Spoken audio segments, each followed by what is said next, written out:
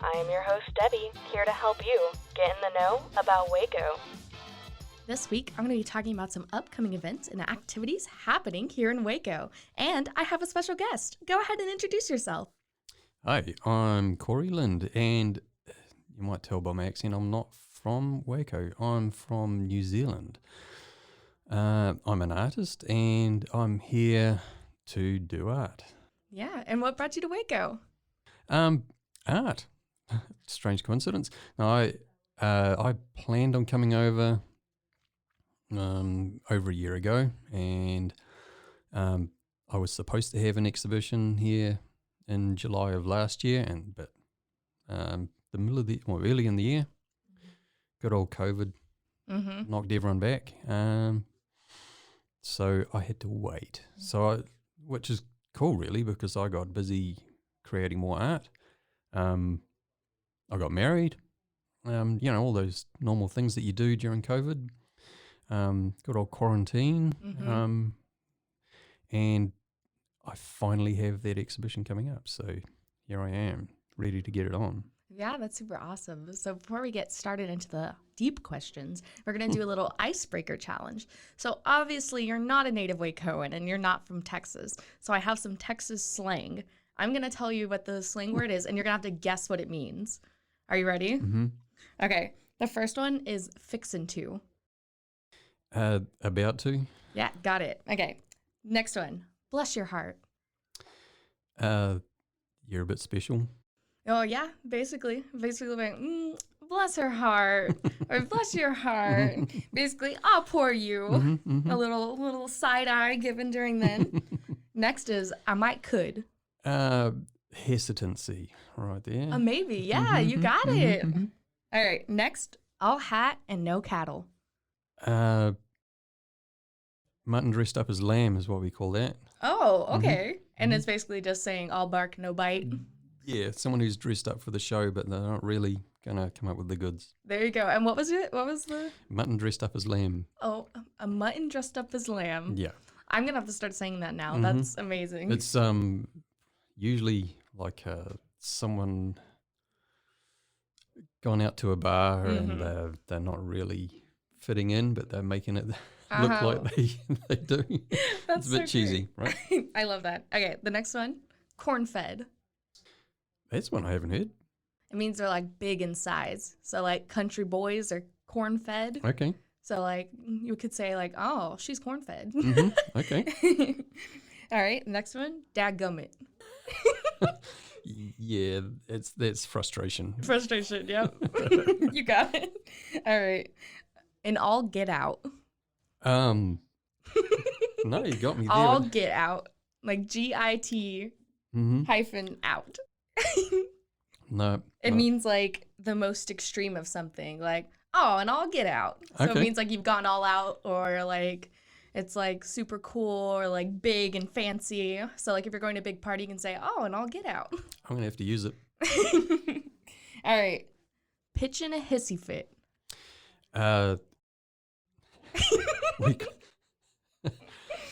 Throwing a tantrum. Yep, you got it. Okay. Or a tanty as we call it. A Kiwiism. When someone's throwing all their toys out of the cot. Yep. All right, there's one last one. Come hell or high water. That's used internationally, that one. Okay, good. Hell or high water. At any cost, we'll do it anyway. All right, well, that was our Texas slang icebreaker. Do you want to give me any New Zealand slang? Sure, bro. No idea. It means that's pretty awesome. Oh, pretty awesome. Chair bro, right? It's used all over the place. Okay. Yeah, but yeah. Okay, that's really cool. One more. Sweet as. Sweet as. Really cool. Yeah. I feel like I've heard that before, maybe. Yeah. We try to take it international anytime we can. Okay, awesome. Well, so now you're in Waco. You have your upcoming exhibit happening on July 2nd. Do you want to go ahead and tell me a little bit more about that? I'm doing portraits. I never stick to one kind of discipline or one kind of style or whatever in what I'm doing. But this time it's portraits. And it's all people who are kind of a little bit controversial or Thank you. I tend to think that they've kind of been mistaken or misunderstood. So I just want to show them in a normal, everyday family kind of light, and hopefully people will just sit back and just sort of look at them a bit more than how they are stereotypically taken. Yeah, I'm not. It's nothing too heavy, but some people will think it is. I'm just going. These people are just regular people, just like you and I. No there's no heroes in there or anything like that. It's just everyday people who just wanted the best for their family. Yeah. And tell me about the title of your exhibit. How did it come up with that? I had all the portraits all sitting out around my lounge, and I was just sitting there thinking, what on earth what are we going to call this, And sitting there watching some TV with all these portraits looking back at me, I was like, this is creepy. All these portraits are looking right at me, and it was like this. The room has eyes, and it was kind of funny. We laughed about it for a bit, and then we talked to Susan at the gallery. Susan's just drunk, and she said, "That's cool. Let's do it." Yeah, and Susan is a great advocate for art, and she's an artist herself. So I'm so glad that you guys are getting to partner together for this. Yeah. And having your exhibit over at the Susan Sistrunk Fine Art Gallery, that's going to be super amazing. Pretty exciting stuff. Yeah, how many pieces are you going to have in it? Only 11, but some of them are quite big.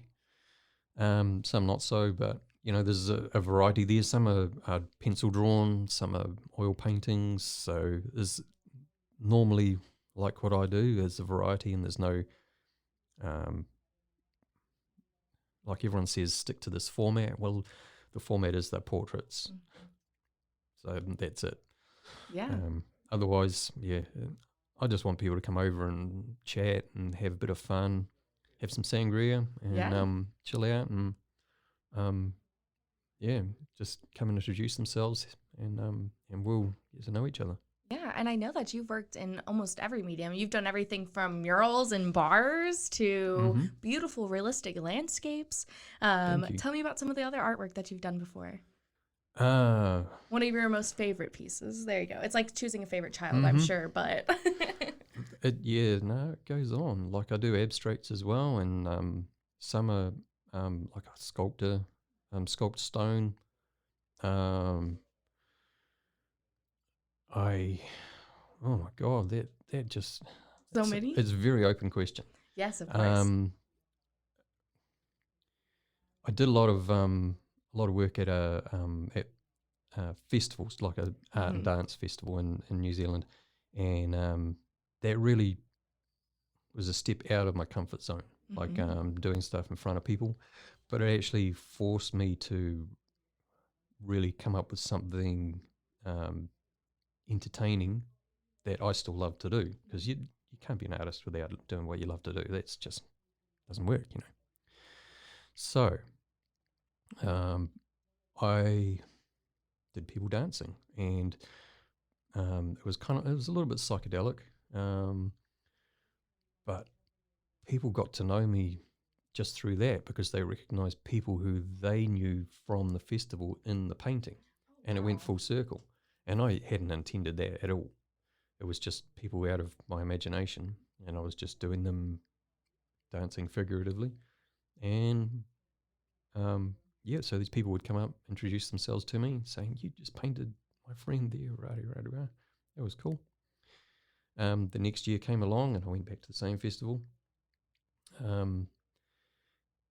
And people were still coming back about that. Oh, wow. And that's how I ended up painting murals in bars and just all that kind of thing. It was just opened up the world for me. It was really cool. People I normally wouldn't have met, doing things I normally wouldn't have done. You got to step outside the comfort zone. Yeah. And what's one of your favorite things about the Waco art scene that you've seen so far? This area is really up and coming with art. And I know it struggled for a long time, and people have thought it was up and coming, but it really is.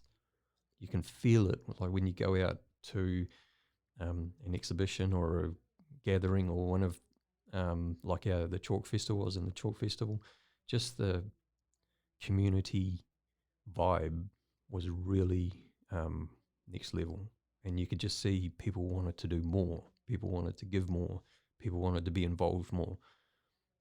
That's a really exciting thing about here. It's happening, and it's happening now, and I'm really proud to be part of it. That's why I'm still here.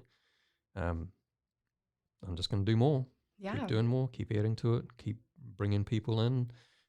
Working together with our other artists and collaborating and having some fun. Getting into trouble and just doing what we do. Yeah, and the art community is so glad to have you here because I've seen multiple pieces of your art at different pop-ups and different markets around town. So that's actually how we got connected. Was I saw you at the Brazos Theater Market, and we talked for like an hour and a half in the hot parking lot. Discussing so accents. It just worked out. Yeah, accents and slang and everything and anything. What's one of the things that you would like to see more of here in Waco?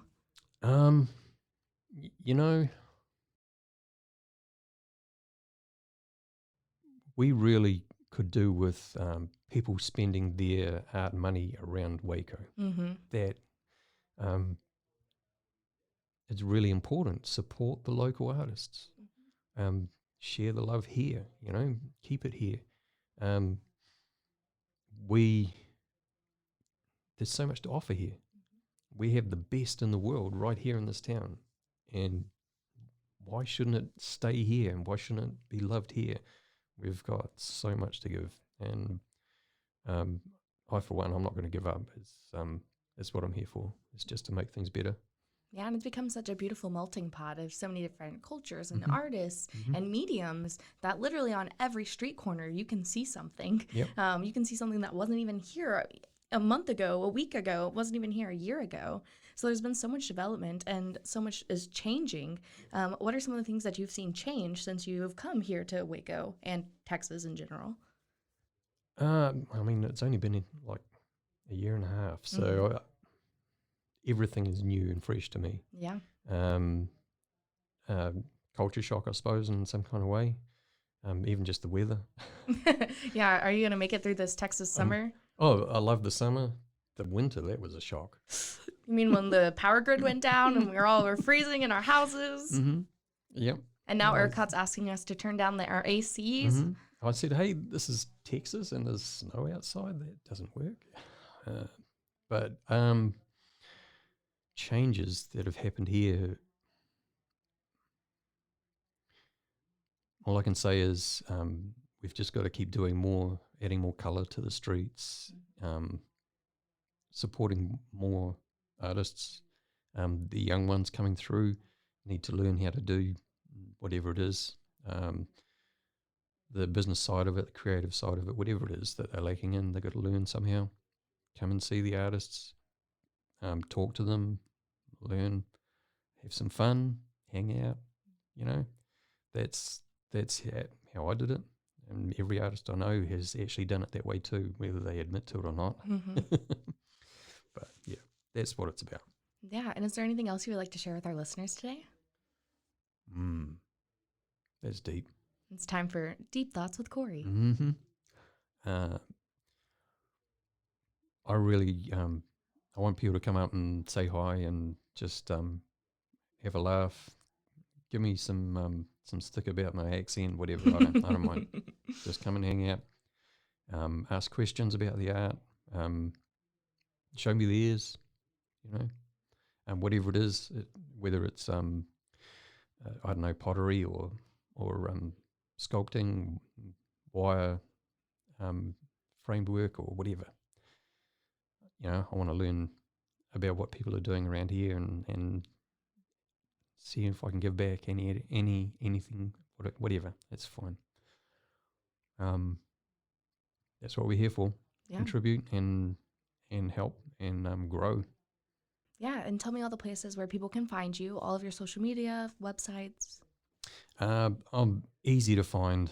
I use my own name on everything. I don't hide anything away because this is what it's about. So on Instagram, you'll find me Cory Lind. on TikTok, Cory Lind Fine Art. I've got Cory Lind Fine Art page on Facebook. So I don't think I'm on Twitter. Guilty as charged. Which is fine. I don't mind. Too much social media is it's a drain. Mm-hmm. You get stuck in that black hole and you don't ever come out. TikTok's famous for that. It's the worst.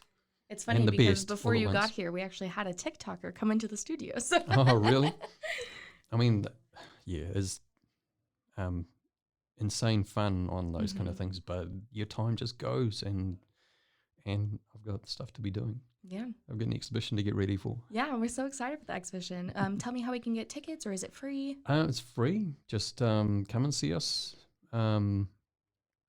Contact Susan at the gallery if it's for her open times and that kind of thing. But otherwise, come and see us. I think we're going 2 till 10 on the 2nd. Okay. So it'll be a late one. But yeah, we want to spread that time out so that people can come and be relaxed and not be in a crowded gallery or anything like that. With COVID, we want people to be relaxed and keeping distance quite safely and all that kind of thing. So we're still quite aware of all that kind of thing going on, and just keeping things safe and relaxed, and enjoy some sangria. Yeah. And Frank Exon will be playing some nice guitar, some beautiful guitar that he does. So it's going to be a good day, that one. And then later on during the month, we'll have other events, and we'll put that on social media and make sure everyone knows so they can get in there and have their chance to see these things in firsthand. It's the thing with art. You see it firsthand, it's a lot more special than seeing some photo on social media. You don't get the full scope of the work that's gone into it. See it in real life, and you've got the impact, and that's what you've got to do, no matter who the artist is or where the art is. Mm-hmm. Yeah, well, thank you so much for coming on. I really appreciate you coming and speaking to us with your New Zealand accent. We love it. Thank you so much. And thank you for having me. This has been awesome. Yeah, thank you. Thank you for tuning into this week's podcast. This is your host, Debbie, signing off. Now that you know, go! Just go, Waco! This has been a Rogue Media podcast.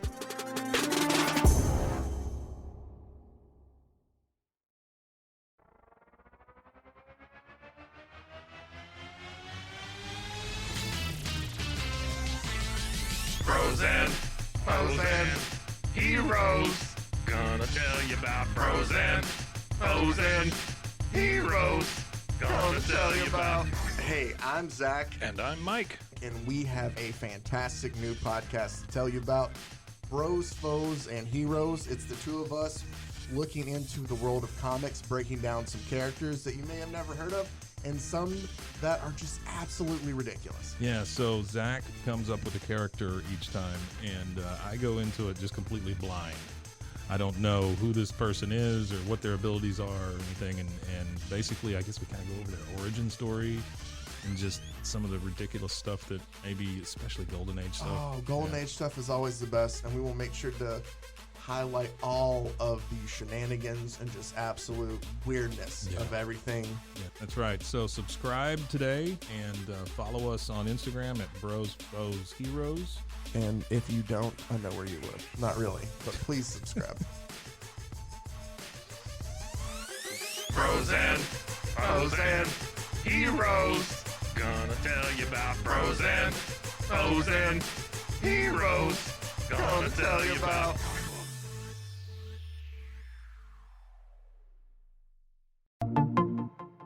Welcome to One Star Rewind, a new podcast about those dreaded one-star reviews that every business owner hates to receive, but yet every customer loves to read. During this podcast, we will peel back that one-star review to better understand how it happened, when it happened, and what the business owner is doing after receiving that one-star review. This podcast will be about love, hate, and laughter. On One Star Rewind, we will meet with real business owners who will tell their stories and how they do rely on reviews for their business. Follow us on Facebook, Instagram, or download us at roguemedianetwork.com. Please subscribe, but only rate and review for not a 1-star review. Join us each time for a new review and a new story.